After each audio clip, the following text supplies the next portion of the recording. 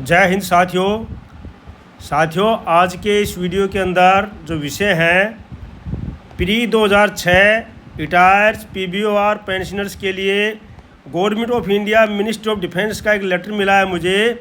वो लेटर मैं आपको पूरा दिखाऊंगा क्योंकि प्री 2006 के बहुत से PBOR जो जवान रेशियोज हैं उनके कमेंट्स आते रहते हैं, तो उस लेटर के बारे में बात करेंगे। उससे पहले जो है service pension, family pension, disability pension, special liberalised pension, family pension के बारे में जानेंगे। और OROP 1 रैंक 1 पेंशन की जो विसंगतियाँ हैं, जिस प्रकार से प्री 2006 एंड पोस्ट 2006 की पेंशन में अंतर, ऑनरी नायब सूबेदार प्री 2006 पोस्ट 2006 में अंतर, एक्स ग्रुप प्री 2016 पोस्ट 2016 की पेंशन में अंतर, JCO सूबेदार जो साहब की जो है OROP 2-3 में किसी प्रकार की पेंशन नहीं बढ़ी, उसके बारे में बात करते हैं। हवलदार रैंक 20 साल से लेकर के 24 साल तक सेम पेंशन है, ये भी विसंगतियां हैं। सूबेदार मेजर 30 साल से लेकर 34 साल तक सिर्फ 125 रुपये की बढ़ोतरी है 5 साल सर्विस करने पर। सभी रैंक की पेंशन एवरेज की बजाय हाईएस्ट होने के लिए वो किया था, लेकिन एवरेज होने से सभी की कम हो जा रही है। ऑर्डिनरी लेफ्टिनेंट, ऑर्डिनरी कैप्टन की जो टर्म्स ऑफ एंगेजमेंट के कारण जो है पहले पेंशन सभी ऑर्डिनरी लेफ्टिनेंट की एक होती थी, अभी सबकी अलग अलग होने लगी है, अंतर हो गया है। इसी प्रकार से सभी ऑर्डिनरी कैप्टन की एक होती थी, अभी सब में अंतर होने लग गया है। तो इस सब के बारे में बात करेंगे।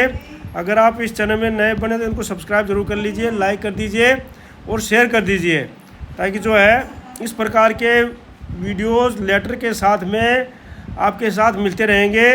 तो साथियों ज़रूर देखिए, लास्ट में लेटर दिखाऊंगा मैं, आप उसको भी देख लीजिए और चैनल को लास्ट तक बने रहिए इस प्रकार। और ज़्यादा से ज़्यादा साथियों चैनल को सब्सक्राइब जरूर कर लीजिए, क्योंकि बिना पैसे के आपका कोई पैसा नहीं लगेगा और उसके लिए आपको फ्री में कोई ना कोई लेटर, कोई ना कोई इन्फॉर्मेशन हर रोज़ मिलती रहेगी। चाहे पे कमीशन हो, चाहे OROP हो, चाहे DA बढ़ोतरी हो, चाहे नेशनल इंक्रीजमेंट, कुछ भी प्रकार का इन्फॉर्मेशन हो, आपको सटीक इन्फॉर्मेशन मिलती रहेगी। और उसको आप जो है स्कैन भी कर सकते हैं अपनी इस वीडियो से। तो साथियों नमस्कार साथियों, स्वागत है आपका।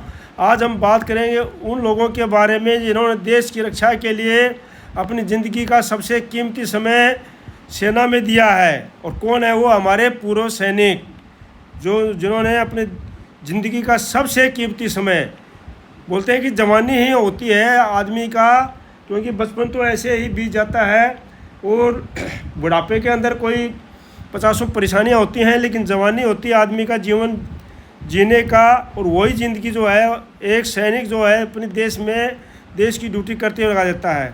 तो साथियों उनकी पेंशन से जुड़ी पूरी जानकारी करते हैं। पेंशन के हकदार कौन है, कैसे मिलती है, कौन कौन से फ़ायदे हैं, तो साथियों थोड़ा बात करते हैं इसके बारे में। पेंशन के प्रकार सबसे पहले समझते हैं कि पेंशन अलग अलग प्रकार की होती है साथियों। सबसे पहले होती है सर्विस पेंशन। अगर कोई जवान कम से कम 15 साल और अधिकारी ऑफिसर जो है 20 साल की सेवा पूरी करता है और वो अपना रिटायर हो जाता है आराम से सेफ वन में, तो उसको सर्विस पेंशन मिलती है। आप सबको पता है, आप सबको मिल रही होगी। अब साथ होती है फैमिली पेंशन। अगर ड्यूटी के दौरान या बाद में जब सैनिक का निधन हो जाता है तो उसमें पारिवारिक फैमिली पेंशन होती है।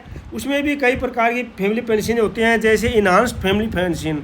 इन्हांस्ड फैमिली पेंशन सैनिकों को मिलती है, जैसे 7 सैनिक की डेथ होने पर 7 साल की कम या 67 साल की उम्र तक इन्हांस फैमिली पेंशन मिलती है, जिसमें उसकी सर्विस पेंशन की पूरी पेंशन उसको मिल जाती है।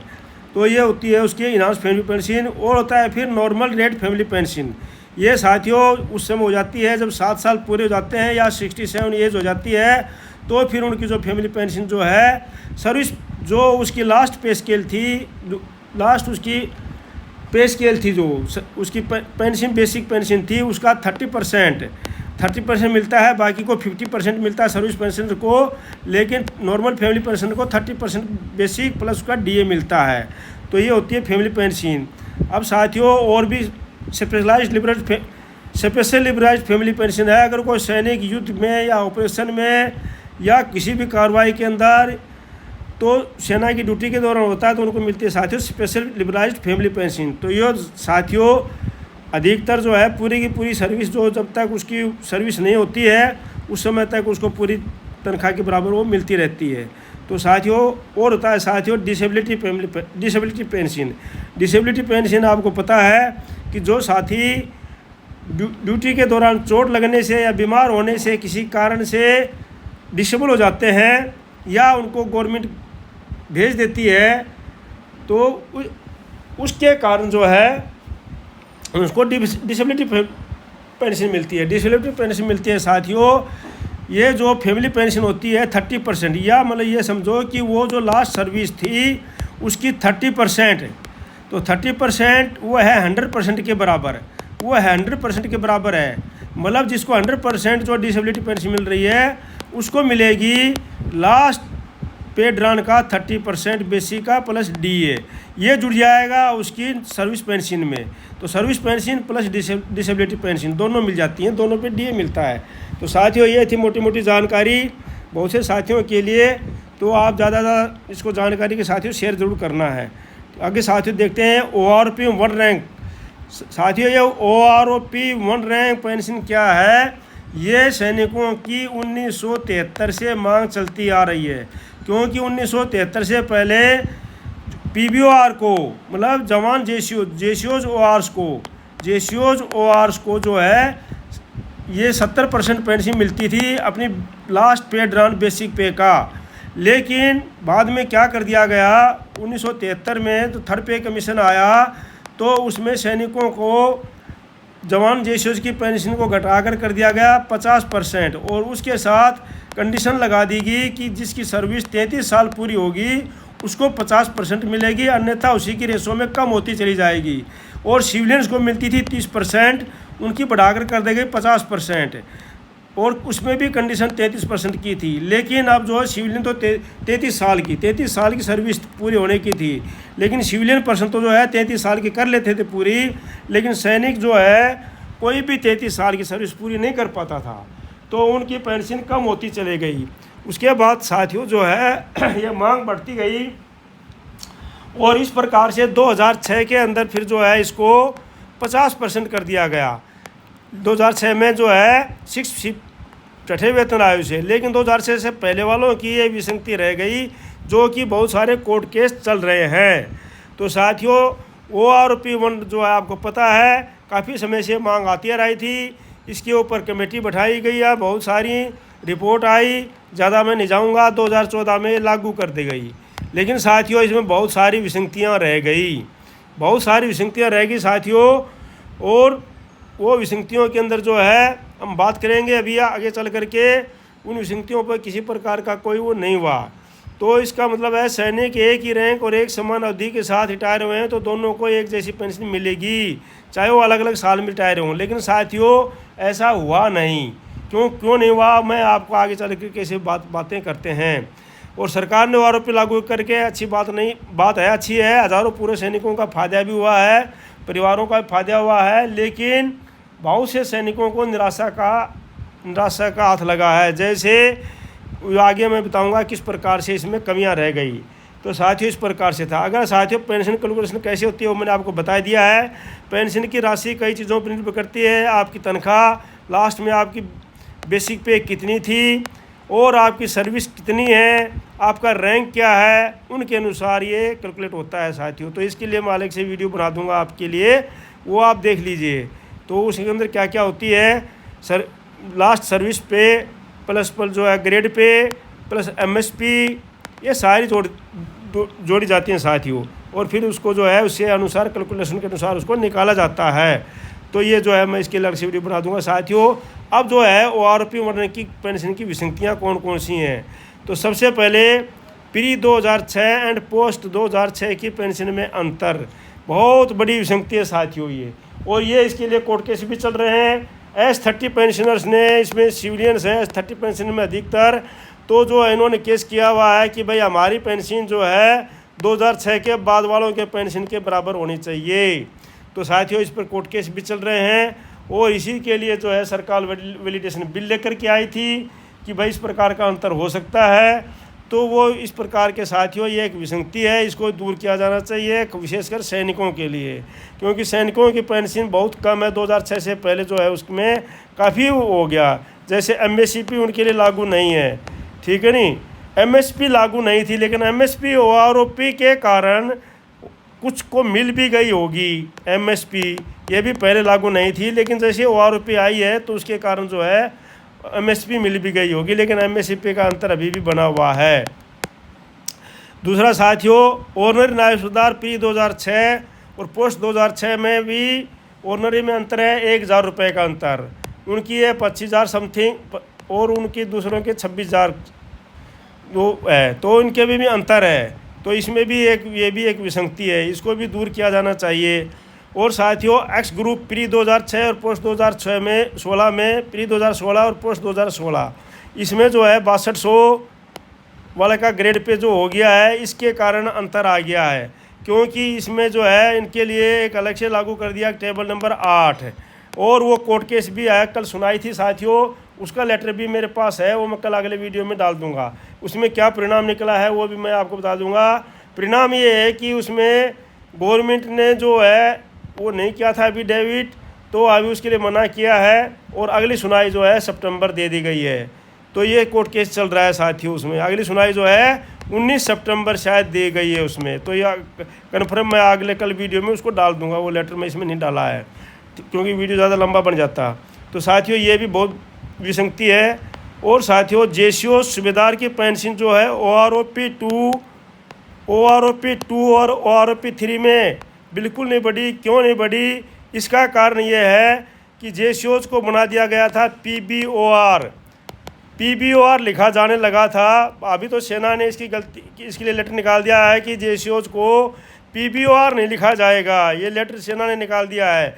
लेकिन पहले जेसीओज को पीबीओआर लिखा जाता था और 7th सीपीसी की रिपोर्ट में भी पीबीओआर लिखा हुआ है। पीबीओआर पर्सनल बिलो ऑफिसर रैंक, उसमें जेसीओ नहीं लिखा हुआ है। और उससे पहले जो जेसीओज को गेजेटेड ऑफिसर के नहीं दिया गया।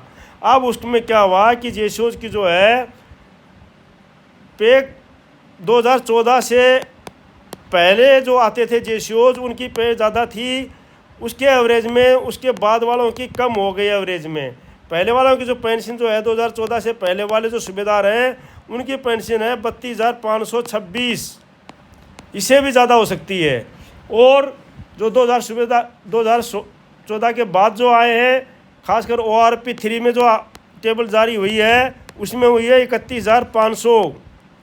अब आप लगाओ पहले वालों की 32,526 और जो ओआरओपी 3 के अंदर 31,500। अब बढ़नी तो दूर थी, उल्टी कम हो गई। अब आप ये भी देखो कि जो 2014 से पहले आए हैं वो ले रहे हैं 32,526 सूबेदार, और उसके बाद आए हैं वो ले रहे हैं 31,500। तो ये उल्टा हो गया साथियों। तो ये बहुत बड़ी विसंगति है, तो इसको भी दूर किया जाना चाहिए। ये सब जो है विसंगतियाँ दूर होनी चाहिए, इसलिए हम ये वीडियो बना रहे हैं। आप लोग ज़्यादा से ज़्यादा इसको लाइक करना, शेयर करना और सब्सक्राइब करना। अब हवलदार रैंक की देख लीजिए आप। हवलदार रैंक, एक हवलदार जो है 20 साल में अपने घर में आ गया 2014 से पहले प्रीमेचर रिटायरमेंट लेकर के, और आकर के वो डीएससी में चला गया, तो 2 पेंशन ले ली उसने, और उसको पूरी पेंशन मिल रही है 24,763।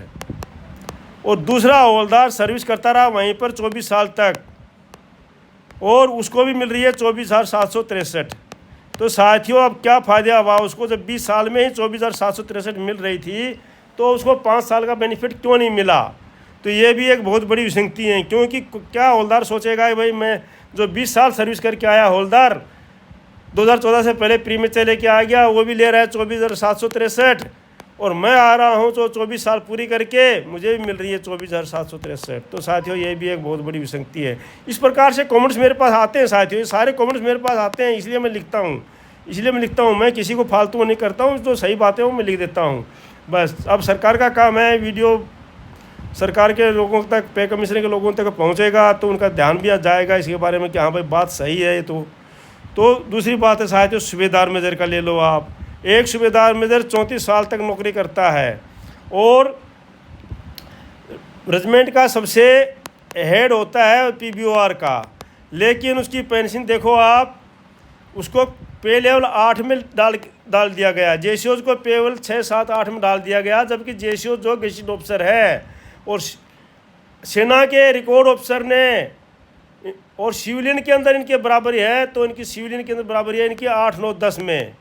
जो सिविलियन में मैं यहाँ पर आकर के एक नया गेस्ट ऑफिसर लगा था, मैं आकर के यहाँ पर डायरेक्ट मेरी एंट्री पे लेवल 8 से शुरू थी, जबकि फौज के अंदर मैं 34 साल करने के बाद में सूबेदार में जब बना तो वहाँ पर भी पे लेवल 8, और यहाँ पर आते ही सीधा डायरेक्ट गेस्ट ऑफिसर लगा मैं सिविल में, वहाँ से सबसे लोवेस्ट गेस्ट ऑफिसर पे लेवल 8। अब आप अंदाज़ा लगा लो, जहाँ पर एक नायब सूबेदार को होना चाहिए था पे लेवल 8 में, वहाँ पर एक सूबेदार मेजर है। तो इस प्रकार से सिविलियन के बराबर इनका रैंक नहीं है, तो कम से कम 8, 9 और 10 पे लेवल होना चाहिए, तो जब जाए सूबेदार मेजर का पेंशन उसके बराबर बनेगा। साथियों, अब यही अंतर है कि एक सूबेदार मेजर जो 34 साल में सूबेदार मेजर से रिटायर हो रहा है, उसकी है 34,575, और एक रैंक लेकर के एक ऑर्डिनरी लेफ्टिनेंट जो आ रहा है उनकी होगी 46,300। ये किसके कारण, इसे कारण हुआ, ये ले गया पे लेवल 8 में और वो लेवल चले गए पे लेवल 10 में, पे लेवल 9 हो गया खाली। अगर पे लेवल 9 में भी डाल देते तब भी इतना ज़्यादा अंतर नहीं होना था। तो साथियों, ये भी विसंगति बहुत बड़ी विसंगति है और ये सभी सूबेदार मेजरों के लिए है, तो ये भी दूर होनी चाहिए साथियों। और ये तो सेना ने भी, एयरफोर्स ने भी माना है और नेवी ने भी माना है, और सेना ने माना है कि सूबेदार मेजर कम से कम पे लेवल 9 में होना चाहिए। ये तो मांग की है TORs में एयरफोर्स ने।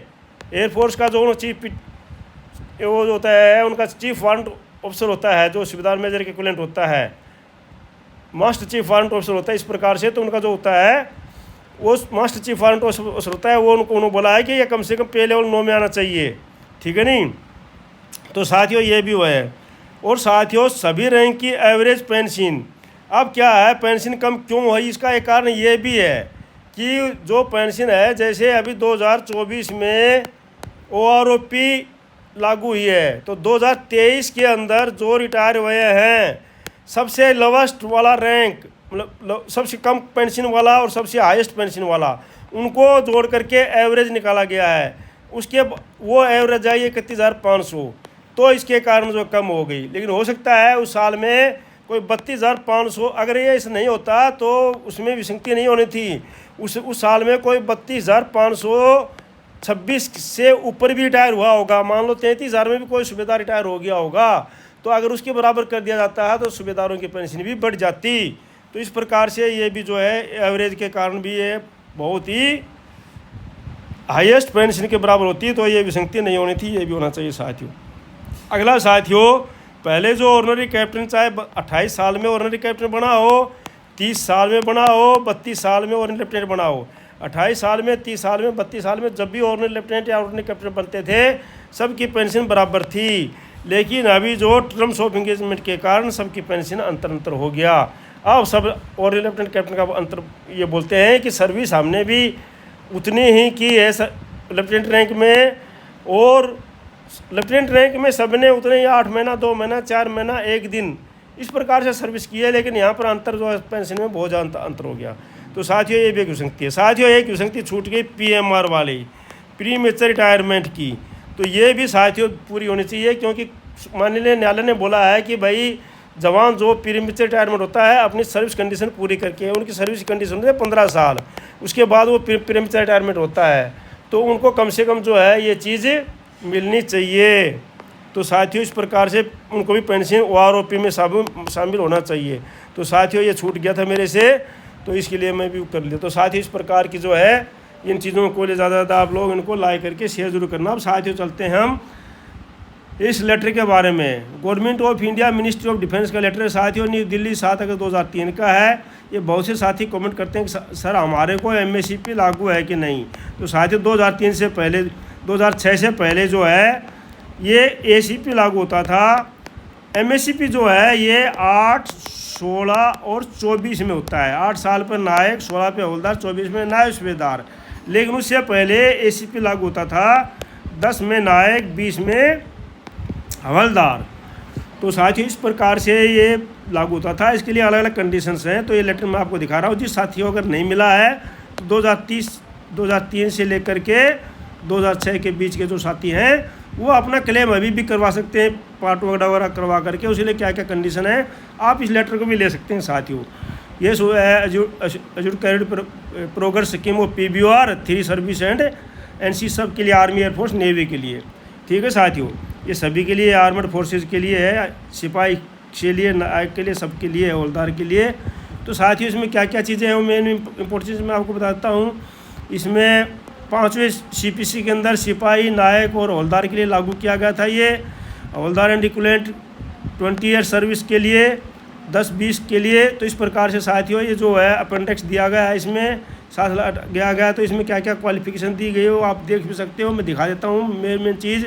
देखो अगर नायक के लिए है तो क्या क्या चाहिए, इंडिविजुअली अटेस्टेड पर्सन होना चाहिए, मतलब वो, और उसमें आप कसम परेड वगैरह जो भी होती है वो, और उसके बाद इक्विवेलेंट रैंक होना चाहिए। क्वालिफिकेशन जो नायक के लिए क्वालिफिकेशन होती है वो पूरी होनी चाहिए साथियों। अब उसके लिए अंदर नहीं है, MSCP में नहीं है, ये MSCP नियम अलग है। MSCP में सिर्फ आप विलिंग होने चाहिए, ठीक है नहीं, लेकिन इसके अंदर था कि वो क्वालिफिकेशन भी होनी चाहिए, और उसके अंदर ACP के लिए टाइम भी होना चाहिए, और उसके अंदर एजुकेशन क्वालिफिकेशन जो रिक्वायरमेंट है नायक के लिए वो होनी चाहिए, ट्रेड क्वालिफिकेशन होना चाहिए, विलिंग टू प्रमोशन होना चाहिए, नेक्स्ट हायर रैंक के लिए अपग्रेडेशन पे स्केल होना चाहिए नायक टू हवलदार के लिए है, और ही एलिजिबल प्रमोशन टू अगले प्रमोशन के लिए एलिजिबल होना चाहिए। और तो साथियों ये विलिंग होना चाहिए, ठीक है ना। ये था हवलदार के लिए, सुन लो भी, ये अचीव्ड ए रिक्वेस्ट ट्रेड क्वालिफिकेशन होनी चाहिए हवलदार के लिए जो लागू थी। ये सिर्फ ACP के लिए लागू है साथियों, 2006 से पहले वालों के लिए, 2006 से बाद वालों के लिए MSCP के लिए लागू नहीं है। ये MSCP के लिए सिर्फ आपको विलिंग होना चाहिए, बस विलिंगनेस, ठीक है नहीं, अनविलिंग नहीं होना चाहिए। Is eligible promotion basis of discipline action सही होना चाहिए, क्राइटेरिया होना चाहिए, ACR होना चाहिए ACP के लिए, is fulfil request education qualification criteria होना चाहिए, जो हिंदी वगैरह जो भी इंग्लिश वगैरह जो होती है, और he should within the age of service limit prescribed promotion है हवलदार के लिए, जो एज की लिमिट होती थी पहले वो उसके अंदर भी आना चाहिए। Is willing to accept promotion के लिए, हायर रैंक के लिए विलिंग होना चाहिए, वैकेंसी होती है उस समय। तो इस प्रकार से थी ये, तो ये मैं पूरा लिखा दिया हूँ, आपको लेटर दिखाना था मैंने, वो मैंने लेटर दिखा दिया है ये। उसके बाद 19 सितंबर का भी कोई लेटर जारी हुआ है, वो इसी का जगह भेजा हुआ हेडक्वार्टर में, यही administrative instruction for the implement of assured career progress, वही ACP का ये साथियों, ठीक है ना। तो साथियों ये लेटर मैंने आपको दिखा दिया है, और ये इंस्ट्रक्शन आपको बताइए साथियों कुछ। तो साथियों अगर चैनल में आप नए बने सब्सक्राइब जरूर कर लीजिए, ज़्यादा ज़्यादा लाइक कर दीजिए, शेयर कर दीजिए, ताकि जो है पता नहीं कौन सा वीडियो उसको दिमाग में बैठ जाए और इस विसंगतियों को दूर कर दिया जाए। इस प्रकार से साथियों, thank you for watching video, may long, God bless you, धन्यवाद, आपका दिन शुभ रहे।